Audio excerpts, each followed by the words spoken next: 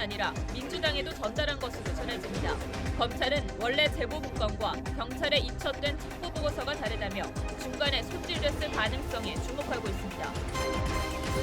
황운하 울산청장이 김기현 수사를 맡긴 경찰관이 고발인과 500번 넘게 통화하고 수사 기밀도 유출했습니다. 이 건만 잘 되면 나도 한몫 잡는다는 말도 했습니다. 백원우 전 비서관이 운용한 특감반이 해경 등 공직자 감찰까지 한 것으로 알려졌습니다. 사무관의 폭로로 논란이 됐던 KTNG 사장 교체 시도도 백 비서관의 지시였다는 특감반원의 진술이 나왔습니다. 나주의 한 폐목재 공장에서 이틀째 불이 계속돼 주민들이 불안과 고통을 호소하고 있습니다. 부산에서는 공사장 크레인이 넘어져 건물과 차량을 덮쳤는데 다행히 인명피해는 없었습니다.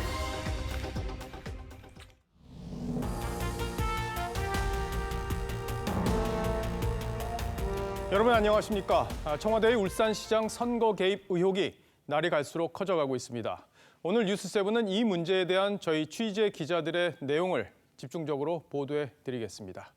이 수사가 시작된 건 바로 한 건의 제보 때문이었습니다. 울산 지역 건설사 대표인 김모 씨가 김기현 시장에 대한 제보 문건을 만들어서 청와대 민정수석실에 건넸다는 것은 청와대도 인정한 사실입니다. 그런데 김 씨는 민주당에도 이 문건을 보냈다고 설명했습니다. 여권 전체에 수사 로비를 한 정황으로 볼 수 있습니다. 그러나 민주당에서는 그런 문건을 받은 적이 없다고 반박했습니다. 검찰은 또 제보 문건을 그대로 경찰에 이첩했다는 청와대 해명과 달리 청와대 특감반원이 제보 내용을 토대로 별도의 문건을 만들어서 경찰에 넘긴 것으로 보고 수사 중입니다. 오늘 첫 소식은 황선영 기자가 보도합니다. 울산 건설업자 김모 씨가 김기현 전 울산시장 관련 투서 형식의 제보를 우편으로 발송한 시점은 2017년 장미 대선이 끝난 이후였습니다. 수신처는 기존에 알려진 청와대 민정수석실 외에 민주당 적폐청산위원회 그리고 감사원도 포함됐다는 게 김 씨 설명입니다. 울산시장을 향한 수사가 한창이던 2018년 3월 더불어민주당 적폐청산위원장인 박범계 의원도 법제사법위원회에서 울산시장 관련 제보문건 수령 사실을 인정했었습니다. 저에게 이렇게 울산시장과 울산시장의 측근, 형제에 관련된 비리 의혹들이 이렇게 문서로서 제보가 됐어요. 하지만 박 의원은 오늘 페이스북을 통해 전혀 그러한 문건을 받았거나 청와대에 전달한 바가 없다는 설명은 주목하지 않은 것이라며 수령 사실 자체를 강하게 부인했습니다. 검찰은 조만간 백 전 비서관과 함께 일했던 행정관 등을 불러 첩보 문건의 출처를 조사할 방침입니다. TV조선 황선영입니다. 앞서 말씀드린 것처럼 검찰은 김기현 전 울산시장 관련 최초 제보 문건과 경찰청으로 넘겨진 문건이 완전히 다르다고 보고 있습니다. 제보 문건을 그대로 경찰에 넘겼다는 청와대 해명과도 배치되는 내용인데 검찰은 청와대가 의도를 갖고 문건을 만들어서 경찰에 하명 수사를 지시한 근거가 될 수 있다고 보고 있습니다. 결과적으로 이 문건이 청와대 개입 여부를 밝히는 스모킹건이 될 수 있는 겁니다. 이어서 김태훈 기자입니다. 울산 지역 건설업자 김모 씨의 최초 제보 문건은 A4 용지 두세 장에 불과했습니다. 울산시의 인허가 과정의 부당함을 호소하면서 담당 공무원들을 조사해달라는 내용이었습니다. 김기현 전 울산시장이나 그의 가족, 비서실장 등 측근의 이름도 포함되지 않았다는 겁니다. 2014년 무렵부터 연례 행사처럼 진정서를 접수했다는 게 김 씨 설명이라 제보자가 보기에도 자신의 제보 범위를 뛰어넘는 수사가 이뤄진 것이라는 취지의 설명도 내놓았습니다. 청와대는 제보 우편물의 단순한 이첩이라고 해명했지만 김기현 시장의 경우에는 청와대의 조사 대상이 아니었기 때문에 그대로 이첩했다고, 이첩하지 않았다면 그것은 직무유기입니다. 검찰은 김 씨의 제보 문건과 상당한 차이가 있다고 보고 있는 것으로 알려집니다. 최초 제보와 달리 분량도 늘고 법률 용어도 다수 포함됐다는 겁니다. 검찰은 누가 어떠한 목적으로 이 첩보를 생산 혹은 수정했는지를 규명하는 데 수사력을 모으고 있습니다. TV조선 김태훈입니다. 어제 노영민 대통령 비서실장은 울산시장 수사 상황을 9번 보고받았다고 인정했죠. 하지만 대부분은 지방선거 이후에 보고받았다고 말했습니다. 이 언제 보고를 했냐는 건 청와대의 선거 개입 의혹 수사에 아주 중요한 변수가 됩니다. 검찰은 압수수색을 포함한 주요 수사 절차 이전에 선거 이전에 이루어졌다는 바로 이 점에서 사전 보고 가능성이 높은 것으로 보고 있습니다. 계속해서 이재준 기자입니다. 노영민 대통령 비서실장은 김기현 전 울산시장 관련 경찰의 9차례 수사 보고 대부분이 6.13 지방선거가 끝난 뒤에 이루어졌다고 주장했습니다. 대부분이 지방선거 이후에 보고받았습니다. 하지만 검찰은 노 비서실장의 발언 내용과 달리 보고 있는 것으로 전해집니다. 2018년 3월 16일 울산경찰청이 울산시 비서실장실 등을 압수수색하기 직전에 올린 예정보고를 포함해 9차례 보고 가운데 8차례는 선거 이전에 이루어졌다는 보도도 제기된 상태입니다. 검찰 역시 울산경찰청의 추가 압수수색 영장 신청과 기소의견 수사보고 등 수사 주요 장면이 지방선거 이전에 이루어졌다는 점을 주목했습니다. 선거 직전까지 울산경찰청의 수사와 청와대 보고가 집중적으로 이루어졌다고 보고 있다는 의미입니다. 노 실장은 경찰의 자발적인 보고였다고 강조했지만 청와대가 이건 보고해라 이렇게 합니까? 보고하라고 하는 경우는 거의 없습니다. 그럼 알아서 그냥 보고해요. 검찰은 청와대 민정수석실의 직무 범위를 벗어난 사건 수사에 대한 개입 가능성도 배제하지 않고 있는 것으로 전해집니다. TV조선 이재중입니다. 울산시장 사건을 수사한 해당 경찰관은 김기현 전 시장 측 측근을 협박한 혐의로 현재 재판을 받고 있습니다. 저희 취재팀이 그 공소장을 입수했는데 이 경찰관은 이 건만 잘 되면 나도 한몫 잡는다 이렇게 말했다는 내용이 담겼습니다. 검찰은 이 경찰관이 최초 제보자인 건설업자 김 씨에게 수사 기밀까지 건넨 것으로 보고 있습니다. 주원진 기자의 단독 보도입니다.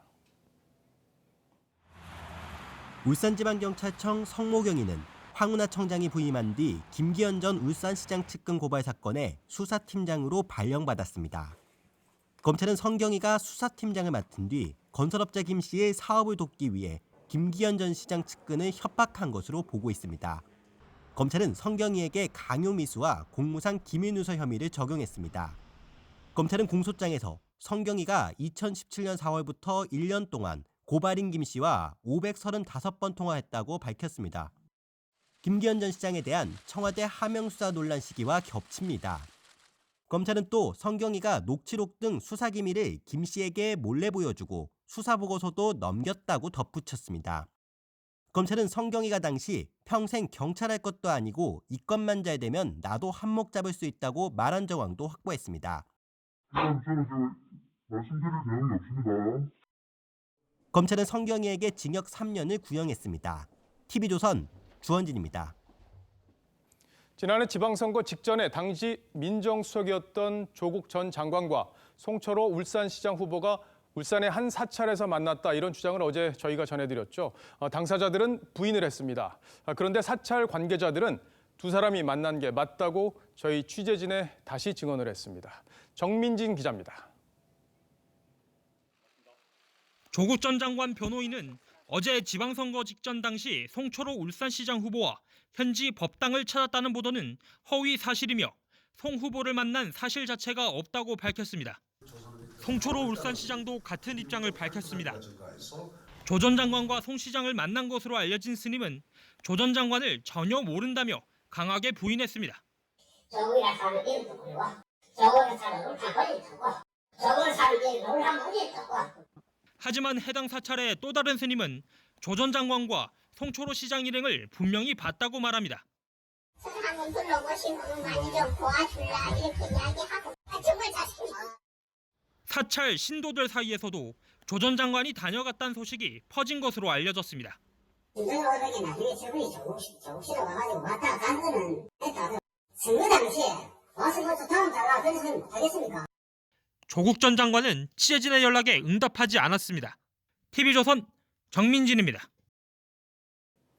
백원우 전 민정비서관이 별도로 운영했다는 특감반에서 김기현 전 울산시장 수사 상황을 직접 챙기기 위해 울산까지 내려갔다 이런 의혹도 있죠. 노영민 비서실장은 어제 국회에서 고래고기 사건을 해결하려고 간 거다 이렇게 해명을 했습니다. 하지만 고래고기 사건이 뭐길래 청와대 특감반원까지 울산에 간 거냐 이런 얘기가 나왔습니다. 야당은 고래가 대통령 친인척이라도 되냐 이렇게 따졌습니다. 오늘의 포커스는 의혹을 키운 청와대의 해명에 맞췄습니다. 지난해 6.13 지방선거를 앞두고 청와대 특별감찰반원들이 울산을 찾았습니다. 야당은 김기현 당시 울산시장 측근에 대한 수사 점검 차원이 아니냐는 의혹을 제기합니다. 그러자 청와대는 이렇게 설명합니다. 고래고기 사건 때문에 검찰과 경찰이 서로 다투는 것에 대해서 이런 그 부처 간의 불협화음을 좀 어떻게 해소할 수 없는가 해서 내려갔다라는 말씀을 드리고요. 여기서 말하는 고래고기 사건이란 검찰이 압수한 고래고기를 피의자에게 다시 돌려줬다가 경찰의 수사를 받게 됐습니다. 2017년 고래고기를 둘러싼 검경 갈등이 빚어집니다. 한 해 전 경찰이 압수한 고래고기 21톤을 검찰이 피의자인 유통업자에게 돌려준 겁니다. 불법 포획 증거가 없다는 게 이유였습니다. 저희는 그러니까 DNA 결과가 지금 안 나왔는데 지금 꼭 환불을 해야 되냐고 그랬었죠, 우리는. 한 환경단체가 검찰을 고발하자 검경 갈등의 상징적 인물이었던 황운하 울산지방경찰청장은 검찰을 수사하기 시작합니다. 그런데 대통령 친인척과 특수관계를 관리하는 청와대 특감반이 왜 이 고래고기 사건을 보러 갔을까? 야당은 대통령 친인척 관리를 하는 사람들이 무슨 고래고기 사건에 관여하느냐며 고래가 친인척이냐고 따졌지만 청와대는 명확하게 설명하지 않았습니다. 그 사이 청와대의 울산시장 선거 개입 의혹은 더 커지고 있습니다. 잘 알려졌다시피 8전 9기로 당선된 송철호 울산시장은 문재인 대통령과 절친한 사이입니다. 유일하게 형이라고 호칭한 사람 저 하나뿐입니다. 청와대에 뻔질나게 드나들겠습니다. 고래고기 사건 때문에 특감반이 울산까지 내려갔다는 이번 일의 진실이 과연 검찰 수사에서 규명될 수 있을까요? 뉴스7 포커스였습니다. 이것은 청와대가 공권력을 동원해 민심을 강도질한 전대미문의 악랄한 권력형 범죄를 달빛 게이트, 월광 게이트라고 명명함이 어떨까 하는 생각도 해봅니다. 청와대 울산시장 선거 개입 의혹 사건은 권력을 동원해 민주주의에 꽂힌 선거의 결과를 뒤바꾼 사건이 될 수 있다. 바로 이 점에서 그 어떤 의혹보다 진실 규명이 중요합니다. 복잡한 이번 사건에서 검찰이 규명할 부분이 무엇인지 지금부터 자세히 뜯어보겠습니다. 오늘도 김미선 기자와 함께합니다. 자, 김 기자, 우선 김기현 전 시장 관련한 문건 이걸 누가 만들었느냐, 바로 이 부분이 중요한 수사의 포인트겠죠. TV조선 취재 결과 백원호 전 민정비서관으로부터 정보 수집 지시를 받은 A 행정관이 문건을 작성한 것으로 파악됩니다. 이 문건은 박형철 비서관을 통해 경찰청으로 이첩됐고 경찰은 대규모 압수수색 등을 벌였습니다. 김기현 전 시장은 낙선합니다. 근데 백 전 비서관은 이 첩보가 우편으로 온 거다. 그래서 경찰에 단순히 이첩만 했다. 이렇게 주장하고 있는 건데 이 부분이 설득력이 있는지 한번 따져봐야 될 것 같아요. 맞습니다. 검찰은 이 첩보에 굉장히 많은 정보가 담겼고 또 표현이나 형식도 전문적이어서 수사 전문가가 만들었다고 보고 있습니다. 근데 이제 특검 반원들이 울산까지 내려가서 경찰의 수사 상황을 직접 챙겼다 이런 보도들도 나오고 있단 말이에요. 네. 이게 위반이 되는지 여부도 한번 따져봐야 될 것 같아요. 그렇죠. 백 전 비서관 부하 직원들이 울산에 직접 내려가서 경찰 수사까지 점검한 단서를 검찰이 포착했고 이들을 전부 소환할 예정인 것으로 알려졌습니다. 특히 비공식 백원우 특감반이 따로 있었던 것으로 알려지면서 이 부분도 살펴볼 예정입니다. 근데 이제 민정비서관실은 이 기본적으로는 대통령 친인척 관리를 하는 곳인데 이렇게 울산까지 내려가서 이런 걸 들여다봤다 하면 법 위반도 될 수 있는 소지가 있습니까? 알아봤습니다. 직제를 위반해서 다른 일을 한 건 법률 위반은 아니지만 견책 같은 행정적 처벌을 받을 수는 있습니다. 근데 어떤 행동을 했는지가 중요합니다. 만약에 선거에 개입했다면 공직선거법 위반으로 엄히 처벌받습니다. 자, 그럼 하명 수사 논란이 청와대는 이걸 부인했잖아요. 근데 하명 수사가 지금 정황으로 볼 때는 이루어졌을 거다 이렇게 지금 검찰은 보고 있단 말이에요. 이 경우에는 어떻게 규명이 될 수 있는 건가요? 일단 박경철 비서관은요, 공문 처리하지 않고 경찰청에 전달했다고 진술한 것으로 전해지지요. 자, 검찰은 이걸 흔적을 남기지 않기 위해 공문 처리를 하지 않았다고 판단하고 있는데 돌연 이인걸 전 특감반장도 알고 있었을 거란 주장이 나왔습니다. 들어보시죠. 그 문서 복합기에서 발견했던 그거요. 그걸 이인걸 특감반장한테 줬습니다. 그랬더니 이인걸 특감반장이 그때 깜짝 놀래가지고 내가 주는 거임에도 불구하고 뺏어가듯이 뺏어가더라고요. 그래서 그걸 획 잡아채 가더니 엄청 놀라는 표정을 짓는 거예요. 뭐 이런 정황으로 볼 때 검찰은 조직적으로 이뤄진 하명 수사일 가능성도 배제하지 않고 있습니다. 청와대 민정수석이 의도를 가지고 움직였다면 공직선거법 위반, 공무원의 정치 개입 금지 등 공무원법 위반이 적용됩니다. 형법으로는 직권남용 혐의까지 적용될 수 있습니다. 자, 이번 모든 일의 정점에 있는 조국 당시 민정수석, 이 부분에 대한 수사가 핵심이 될 것 같아요. 그렇습니다. 직제표 보시겠습니다. 직제표 보시면 이 첩보를 다룬 두 비서관은 사무실 자체가 다릅니다. 백원우 전 비서관은 민정비서관이었고 박형철 비서관은 반부패 비서관입니다. 두 비서관의 상사였던 조국 전 수석이 한 정치인에 대한 첩보를 이첩하면서도 이걸 몰랐다라고 주장하는 건 설득력이 약하다고 법조계는 보고 있습니다. 자, 조 전 장관이 누구로부터 무슨 이야기를 들었고 이번 일에 어떻게 관여가 됐는지 바로 이 부분을 정확히 규명해야 이번 사건의 진상이 드러날 듯합니다. 잘 들었습니다. 지금까지 김미선 기자였습니다. 네, 지금부터는 제기된 의혹들 길목에 서 있는 백원우 전 민정비서관에 초점을 맞춰보겠습니다. 백 비서관이 운영한 별도의 특감반이 고유 업무가 아닌 공직자 감찰을 한 것으로 알려졌습니다. 해경을 불러서 고함을 치기도 했다는데 언론 동향 파악과 정부 부처 정책 관여까지 이들의 손이 안 닿는 데가 없었던 것 아니냐는 의혹이 제기됩니다. 박지호 기자가 보도합니다. 지난해 여름 이른바 백원우 별동대로 불리는 민정수석실 특감반원 2명이 해양경찰 3명을 청와대 별관 3층에서 감찰했습니다. 공직자 감찰은 반부패실 권한인데 민정수석실이 나선 겁니다. 조사 중 고함 소리가 바로 옆 반부패실 특감반 사무실에 들릴 정도였습니다. 반부패실 전 특감반원은 우리한테도 다 들린다는 것을 알고 있을 텐데 그럼에도 계속 목소리를 높였다고 전했습니다. 해양경찰 간부 중에 모 씨가 세월호 관련해서 뭐 문제가 있다. 네, 좀 문제가 있던 사람이다. 이 정부 정치 철학에서 봤을 때는. 백원우 팀은 정부 비판 인터넷 언론을 조사하거나 정부 부처 사이의 갈등에도 관여한 것으로 전해집니다. 또 청와대 정책 기조와 다른 목소리를 내는 정부 부처의 사실관계를 따져 물은 것으로 알려졌습니다. 노영민 비서실장은 앞서 백원우 별동대의 존재 자체를 부인했습니다. 민정비서관실 소속 감찰 반원들은 대통령 친인척과 대통령 특수관계인만 담당합니다. 다른 청와대 관계자도 현재 제기되는 의혹들은 충분히 해명 가능한 원론적 수준이라며 월권은 아니라고 했습니다. TV조선 박지호입니다. 백원우 전 비서관에 둘러싼 또 하나의 퍼즐이 있습니다. 시계는 지난해 5월로 돌려야 하는데 신재민 전 기재부 사무관이 KTNG 사장 교체 과정에 청와대가 개입했다고 폭로했었죠.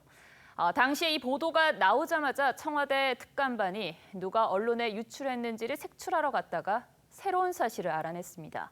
사장 교체를 지시한 사람이 백원우 비서관이었다는 겁니다. 백대우 기자가 단독 취재했습니다. 지난해 5월 청와대 반부패실 특감반원들은 세종시 기재부 사무실을 급습했습니다. 청와대가 KTNG 사장 교체에 개입했다는 문건을 언론에 유출한 사람을 찾아내기 위해서입니다. 저는 특감반 직원들과 함께 기재부에 문건 유출자를 색출하러 갔습니다. 기재부에서 작성한 KTNG 관련 문건이 유출되어서 MBC에 보도되었기 때문에 당시 특감반은 제보자 색출에 실패했지만 대신 사장 교체를 지시한 인물이 백원우 당시 민정비서관이라는 사실을 파악했습니다. 당시 특감반은 문건 작성자였던 김모 과장에게서 기재부 2차관이 청와대에 보고한다고 해서 정부 세종로 청사에서 출력했다. 백원우 비서관에게 보고한다고 했다는 진술을 확보했습니다. 또 다른 기재부 관계자는 백 전 비서관이 이 건을 총괄한 것으로 알고 있다고 진술했습니다. 당시 특감반원들은 공직기강 비서관도 아닌 백전 비서관이 왜 유출문건 감찰 지시를 내렸는지 이때 깨닫게 됐다고 회고했습니다. 백전 비서관에게 반론을 받기 위해 연락을 취했지만 답하지 않았습니다. TV조선 백대호입니다. 지금까지는 모든 의혹이 청와대 민정수석실에서 나왔는데 이젠 청와대 다른 부서의 인물도 거론됩니다. 유재수 전 부시장과 텔레그램 메시지를 주고받은 3인방 중 한 명으로 알려진 천경득 행정관입니다. 대통령 최측근 인사이기도 한 천 행정관은 SNS에 반박성 글을 올렸다가 계정을 패소했습니다. 박재훈 기자입니다. 어젯밤 10시쯤 천경득 청와대 선임행정관이 SNS에 글을 올렸습니다. 천 행정관은 자고 나니 유명해졌다는 영국 시인 바이런의 말을 인용하며 소설가가 꿈이었다고 했습니다. 유재수 전 부시장의 금융권 인사 추천 메시지에 조치하겠습니다라고 응답하고 이인걸 전 청와대 특감반장에게 유재수 전 부시장의 감찰을 중단해달라고 요청했다는 언론 보도를 반박하는 취지로 보입니다. 하지만 1시간 만에 천 행정관의 SNS 계정은 삭제됐습니다. 천 행정관은 지난 2012년 대선 때는 문재인 펀드의 운영팀장을, 지난 2017년 대선 때는 더문캠의 총무팀장을 맡았던 인물로 김경수 경남도지사나 윤건영 청와대 국정기획상황실장과 함께 문재인 대통령의 최측근 인사 중 한 명으로 꼽힙니다. 진보는 말이 너무 많아요. 대중은 선언과 그 선언에 대한 그 선언의 반복으로 움직이는 겁니다. 청와대 관계자는 문 대통령이 사심없이 믿는 사람 중 한 명이 천 행정관이라며 실수할 만한 사람이 아니다라고 전했습니다. TV조선 박재훈입니다.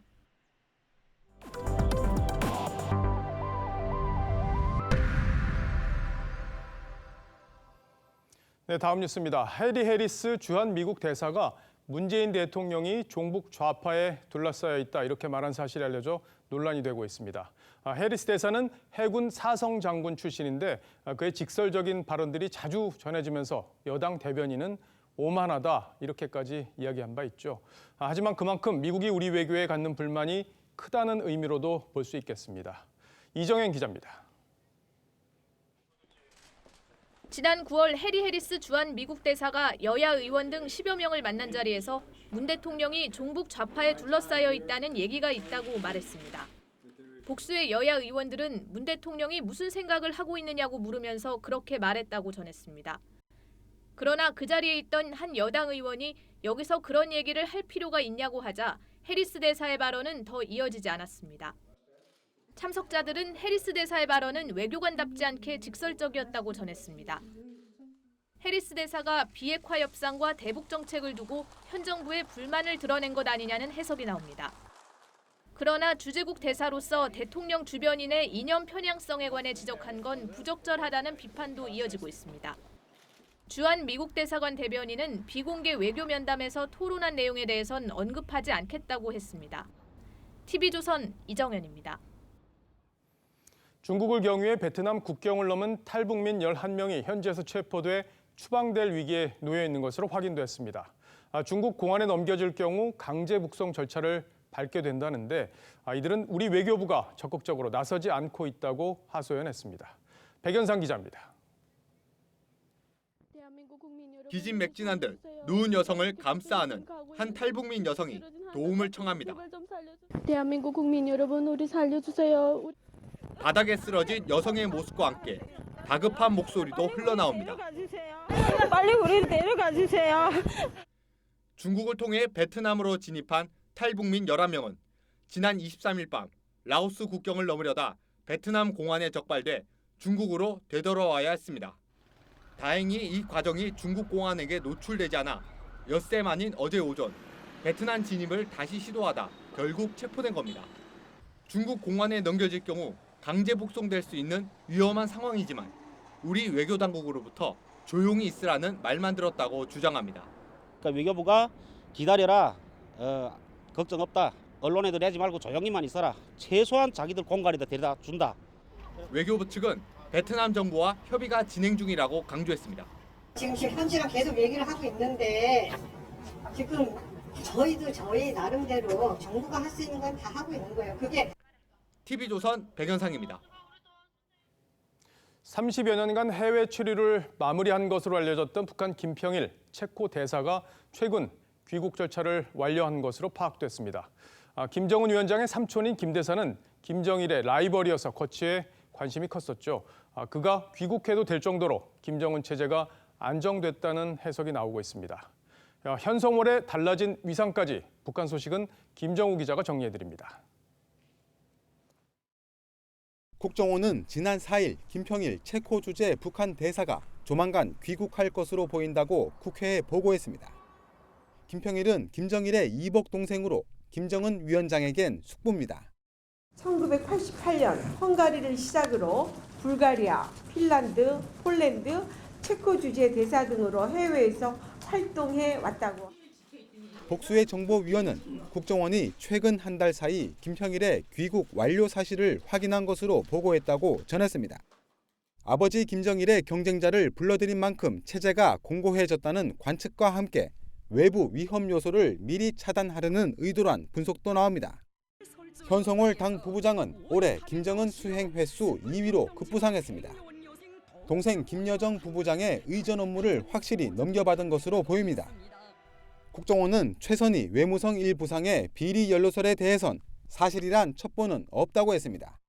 최선희는 이제 김정은의 일종의 의중이랄까 이런 걸 상당히 녹여서 내보내는 그런 역할을 하고 있는 시기에 지난 6월 배포된 북한 내부 학습 자료엔 어려울 때 의지할 믿음직한 동지들이 옆에 없어서 가슴 아프다는 김정은의 발언이 담긴 것으로 전해졌습니다.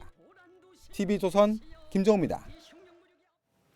나주의 한 폐목재 공장에서 난 화재가 이틀째 이어지고 있습니다. 폐자재 천여 톤이 불에 타고 주민들은 불안해하고 있습니다. 부산 시내에서는 대형 크레인이 넘어져 건물과 차량을 덮치는 사고가 났습니다. 박건우 기자가 보도합니다. 시뻘건 불길과 연기가 하늘로 치솟습니다. 주민들이 불안해고 바람이 저쪽으로 불고 이쪽으로 불면 문 못 열나요, 날.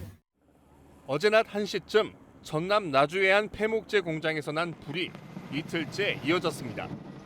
폐목재 2,600톤 가운데 1,000여 톤이 불탔습니다. 그 폐자재 양이 너무 많아서 지금 진화하는데 상당히 어려움이 있고요. 오늘 아침 9시 8분쯤 부산의 한 아파트 공사장에서는 무인 작동 크레인이 넘어졌습니다. 옆 건물과 주차 차량을 덮쳤지만 인명 피해는 없었습니다. 건물의 2층, 3층 그쪽으로 넘어져서 그 운전부 그석 쪽에 넘어져가지고 파손된 거. 오늘 아침 10시 20분쯤 대전의 한 교차로에서 SUV와 승합차가 정면 충돌해 3명이 다쳤습니다. 신호대기하는 차량들 충돌을 피하려고 중앙선을 넘어가가지고 진행하다가 어제 아침 6시 15분쯤 강원 고성 7번 국도에서는 빙판길 5중 추돌 사고가 났습니다. 지난 15일 경기 양평에서도 차량 20여 대가 블랙아이스에 미끄러지는 사고가 났습니다. TV조선 박건우입니다. 영국 런던 브릿지에서 대낮에 테러범이 흉기를 휘둘러 시민 2명이 숨졌습니다. 용의자는 이슬람 극단주의 단체와 연관된 범죄로 복역한 전력이 있는 것으로 드러났습니다. 박소영 기자입니다. 시민들이 바닥에 쓰러져 있는 남성과 몸싸움을 벌입니다. 한 남성이 용의자에게서 빼앗은 흉기를 들고 현장을 빠져나옵니다. 현지 시간 29일 영국 런던 브리지에서 흉기 테러가 발생해 2명이 숨지고 3명이 다쳤습니다.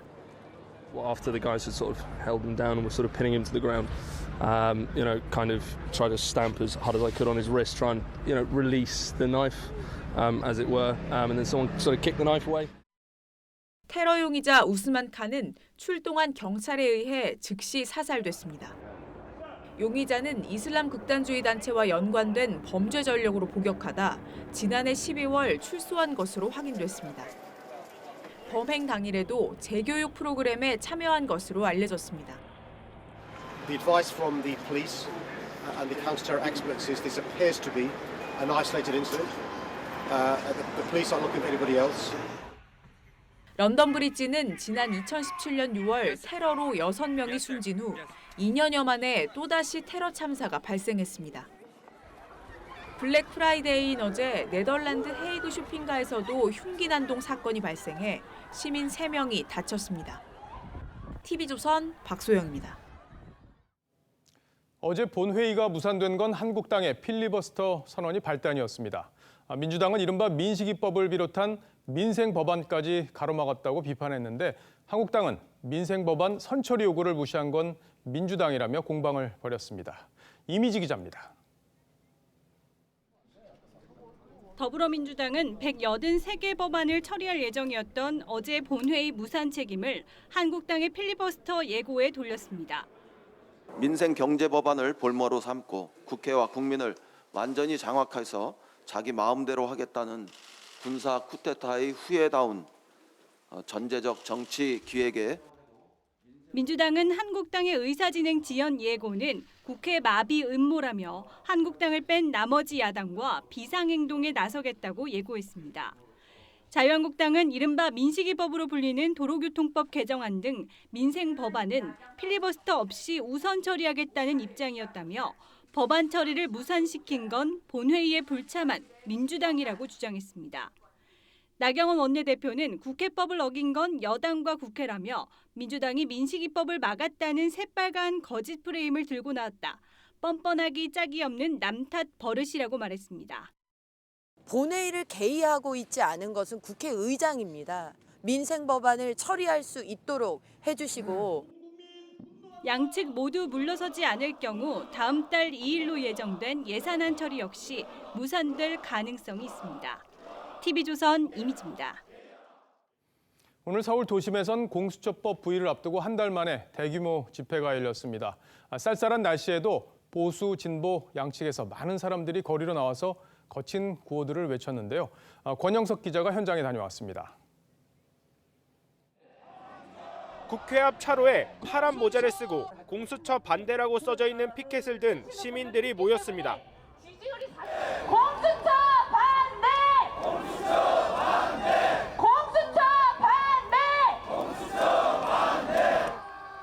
다음 달 3일 공수처법의 국회 본회의 부의를 앞두고 공수처 설치에 반대하는 보수 시민단체 회원들이 거리로 나온 것입니다. 만약에 공수처가 존재했다면은 유재수 사건 같은 사건이 수사가 되지 않았을 것입니다. 그렇기 때문에 저희는 반대를 하고 있고. 참가자들은 더불어민주당 당사 앞까지 행진하며 집회를 이어갔습니다. 반면 오늘 오후 4시부터 여의도 공원 인근에서는 공수처 설치와 검찰 개혁을 요구하는 촛불 집회가 열렸습니다. 지난 2일 열린 12차 촛불 집회 이후 약 한 달 만에 다시 집결한 겁니다. 검찰! 공수처를! 참가자들은 집회를 마친 후 공수처법 통과에 반대하는 자유한국당에 항의하는 의미로 당사 앞까지 행진한다고 밝혔습니다. 서울 광화문과 서초동에서도 대규모 집회가 열려 오늘 하루 경찰은 서울 도심에 190여 개 부대 11,000여 명의 경력을 투입했습니다. TV조선 권영석입니다.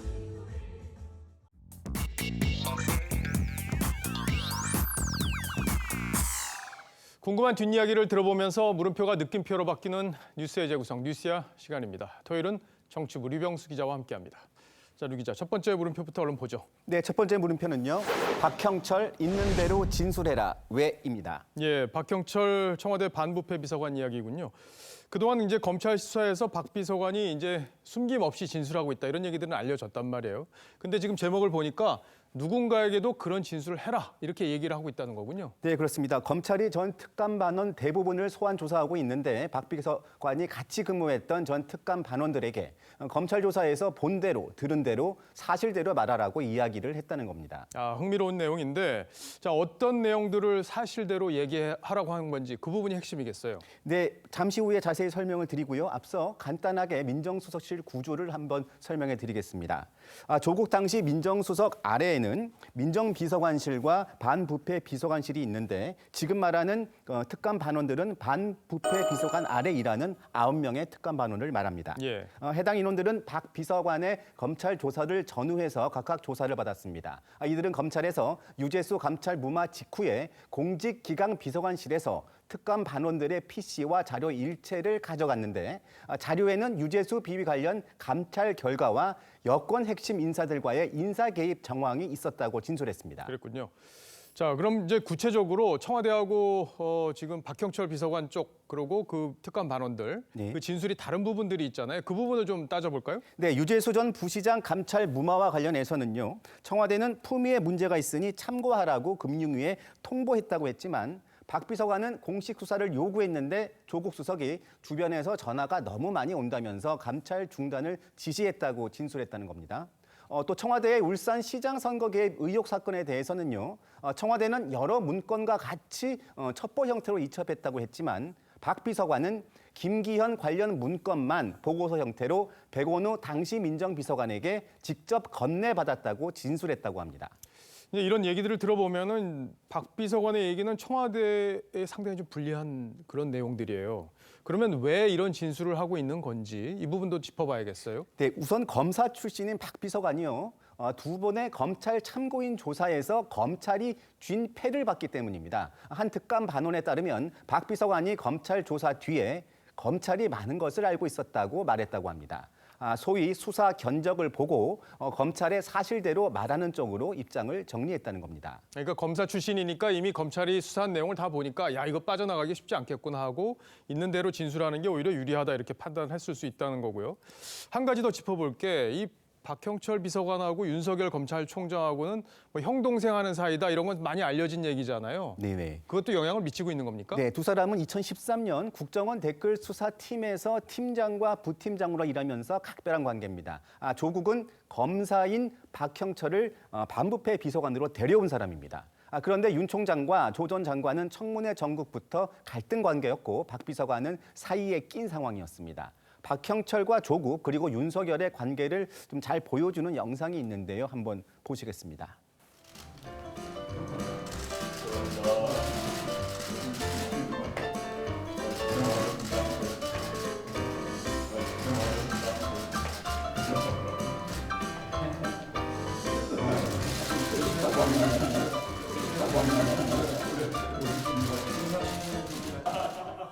자, 화면을 보니까 이제 윤 총장이 왼손으로 이제 박형철 비서관 등을 치고 그리고 잠시 후에는 박형철 비서관하고 윤 총장 부인하고 따로 대화를 나눌 정도니까 뭐 친분이 보통 넘는다 이렇게 볼 수 있겠어요. 네, 지금 보신 것처럼 그 수사를 지휘하는 윤 총장과의 인간적인 관계가 검찰이 확보한 각종 증거들까지 겹치면서 박 비서관이 적극적으로 진술에 나서게 된 이유라는 겁니다. 또 하나는 청와대 민정수석실의 특이한 구조입니다. 박형철 반부패 비서관은 검사 출신이고 친문이나 친노 인사가 아닙니다. 또 직제상 오로지 조국 당시 수석에게만 지시를 받는 구조인데요. 반면 백원우 당시 민정비서관은 조국 수석은 물론이고 윤건영 국정상황실장 등을 포함해서 청와대 안팎의 핵심 인사들과 거미줄처럼 얽혀 있습니다. 조국 지시만 받으면 되는 박 비서관의 입장에서는 자신이 한 일과 지시받은 일만 진술하면 되는 상황입니다. 그렇군요. 자, 그러니까 정리를 한번 해보면 검찰 출신인 박 비서관이 이번 수사에서 검찰의 수사 상황을 파악을 했고 그리고 윤석열 총장과의 관계도 감안했을 때 여러 가지를 볼 때 내가 총대를 맬 이유가 없다 이렇게 판단했다는 거로 볼 수 있겠네요. 네, 그렇습니다. 그래서 첫 번째 물음표는요. 예. 박형철 있는 대로 진술하라 외는 민정게이트의 뇌관으로 하겠습니다. 예, 가장 그러니까 정치적 고려 없이 진술할 수 있는 사람인데 그 내용에 폭발력이 있기 때문에 저런 느낌표를 달았다 이렇게 해석을 할 수 있겠군요. 네. 알겠습니다. 자, 다음 물음표로 넘어가 볼까요?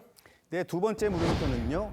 박 다음 주 재수감 되나입니다. 예, 박근혜 전 대통령의 재수감 문제 이게 저희가 계속 보도를 해드리고 있는데 다음 주에 재수감될 확률이 지금 높은 걸로 취재가 되고 있는 건가요? 네, 그렇습니다. 확정은 아닙니다만 가능성이 좀 큽니다. 예, 그럼 재수감 된다 이러면 다음 주 언제쯤으로 지금 봐야 되는 건가요? 변수가 있을 수 있지만 변수가 없다면 다음 주 수요일 이전 그러니까 4일 이전에는 서울 구치소로 돌아가야 합니다. 그리고 해당 사실을 박 전 대통령 측에도 전달했다고 합니다. 이유가 뭡니까? 원래는 좀 치료를 조금 더 해야 된다 이런 얘기들이 있었는데요. 네, 병원 측과 교정 당국 측에서 모두 독촉을 하고 있는 상황입니다. 근데 당초 병원 측은 3달 정도 치료가 필요하다 이런 입장이었고 유 기자도 그렇게 설명을 했었는데 지금 2달 조금 넘은 상황이기 때문에 여유가 좀 있는 거 아니냐 이렇게 볼 수도 있는데요. 네, 병원 측은 병원 주변에 박 전 대통령 이번 찬반 집회가 매일 열리면서 병원 이용객들의 불편 민원이 많다고 전했습니다. 교정 당국 관계자도 특혜 논란으로 입장이 곤란하고 했고요. 박 전 대통령 측은 다른 병원으로 가서 치료를 마치겠다고 요청했지만 교정 당국은 거절했습니다. 근데 지금 물밑에서는 박 전 대통령 측 그리고 뭐 여권 핵심부, 뭐 청와대도 될 수 있고요. 이쪽하고 계속 지금 물밑에서 뭔가 뭐 채널이 열려 있는 상황이잖아요. 네, 채널은 열려 있고요. 하지만 양측 모두 관련 이야기를 극도로 삼가는 상황입니다. 대신 상황을 잘 아는 복수의 여야 인사들을 통해서 내용을 전해 들을 수는 있었는데요. 일단 여권은 시기는 단정하지 못하지만 사면은 긍정 검토하고 있다는 입장을 전했습니다. 시기는 아직까지 대법원 뭐 확정 판결이 다 나질 않았기 때문에 사안별로 좀 다르기 때문에 그 부분이 정리가 돼야 논의가 구체화될 수 있을 것 같고. 근데 박 전 대통령 측에서는 재수감되는 거에 대해서 어떤 입장이 있을 것 같아요. 네, 관련해서 홍문종 우리공화당 공동대표는요. 크리스마스가 되면 박 전 대통령이 수감된 지가 1000일이 되는데 고령의 몸까지 불편한 전직 대통령의 재수감은 잔인한 처사라고 반발했습니다. 또 박 전 대통령과 의논해서 중앙지검에 형 집행정지 신청을 다시 하거나 재수감을 막는 모든 방안을 동원할 것이라고 말했습니다. 하지만 검찰은 박 전 대통령이 수감 생활이 불가능할 정도로 아픈 게 아니라는 이유로 2번이나 불허했기 때문에 이번에도 어려울 것으로 보입니다. 네, 뭐 재수감이 이번 주에 된다면 논란이 좀 될 것 같아요. 어떻게 보세요? 네, 그래서 청와대에서도 방법을 찾아보려는 기류가 있는데요. 그 부분이 막판 변수가 될 것으로 보입니다. 자, 결국에는 청와대 정무수석, 강기정 정무수석이 어떻게 움직이느냐 이 부분이 핵심이 될 것 같은데. 네, 그래서 두 번째 물음표 정리를 해봤습니다. 박 다음 주 재수감 대안은 강기정의 막후 조율로 하겠습니다. 예, 강기정 정무수석이 어떻게 움직이는지 이번 주에는 이 부분을 가장 중요하게 봐야 될 것 같습니다. 자, 오늘도 깊숙한 정치권 뒷이야기 잘 들었습니다. 지금까지 류병수 기자였습니다. 네, 암 투병 중인 유상철 프로축구 인천 감독이 그라운드에서 웃었습니다. 팬들에게 약속한 대로 1부 리그 잔류를 확정지은 겁니다. 그리고 유 감독은 또 다른 약속, 암을 이기겠다는 약속도 지키겠다고 했습니다. 박상준 기자입니다. 코너킥 상황에서 경남 고경민의 슛이 크로스바를 살짝 벗어납니다.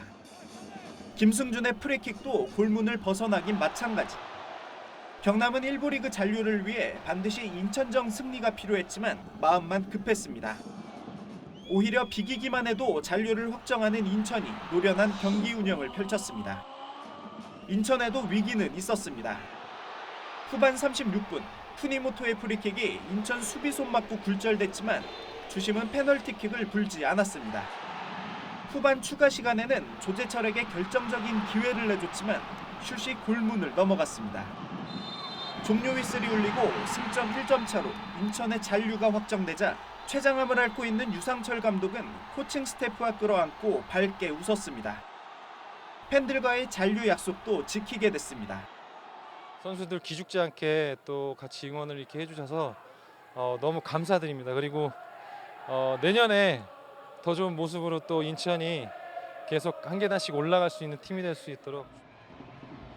2부 리그에서는 부산이 호물로의 왼발 중거리 슛 한 방으로 안양을 1대0으로 꺾고 승강 플레이오프에 진출했습니다. 승강을 놓고 1부 리그 11위 팀 경남과 오는 목요일과 일요일 두 차례 맞대결을 펼칩니다. TV조선 박상준입니다.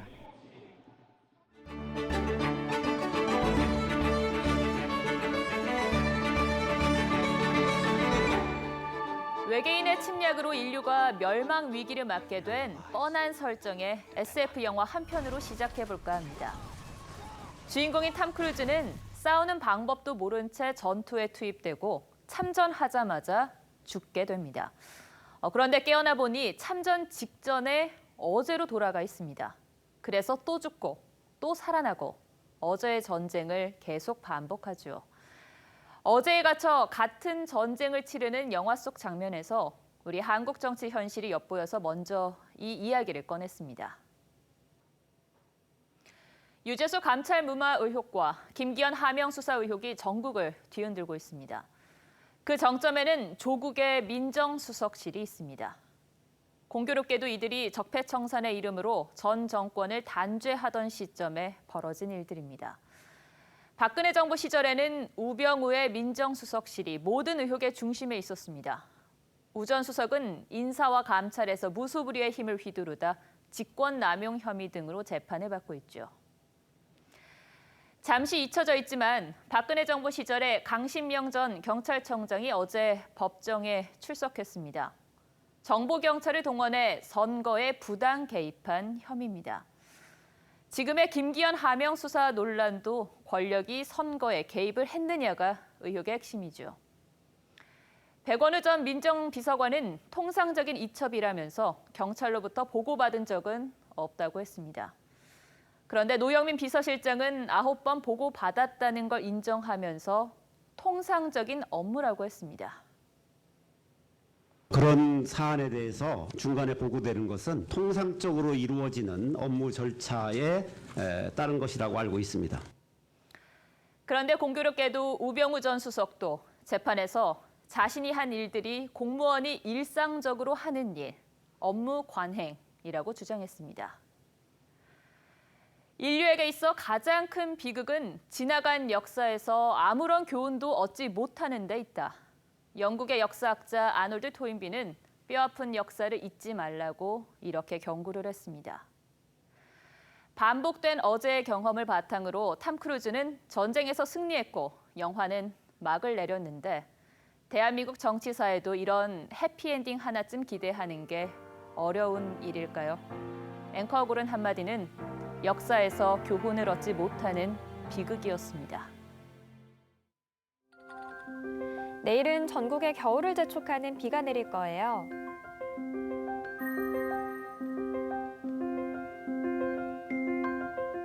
비가 그친 뒤에는 본격적인 겨울 추위가 찾아오네요. 뉴스7은 여기서 마치겠습니다. 시청해주셔서 고맙습니다.